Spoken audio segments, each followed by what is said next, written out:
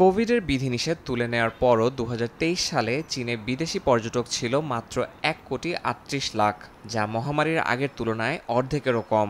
আর তাই ভিসা নীতি ঢেলে সাজিয়ে বিদেশিদের জন্য দরজা খুলেছে বেইজিং। জার্মানি, ফ্রান্স, স্পেন থেকে শুরু করে মধ্যপ্রাচ্য ও লাতিন আমেরিকার বেশ কয়েকটি দেশ পেতে যাচ্ছে বিশেষ সুবিধা।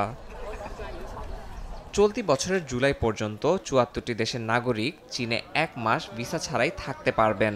এর মধ্যে বেশিরভাগ ইউরোপীয় দেশ ও মালয়েশিয়া, উজবেকিস্তান সহ কয়েকটি নতুন সংযোজন রয়েছে।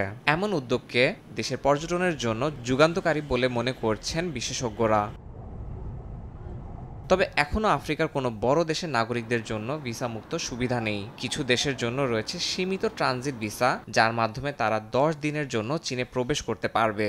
তবে পরে ফিরে যেতে হবে অন্য দেশে। সুইডেনের মতো ইউরোপীয় ধনী দেশও এই তালিকা থেকে বাদ পড়েছে, যার পেছনে রয়েছে দ্বিপাক্ষিক টানাপোড়েন।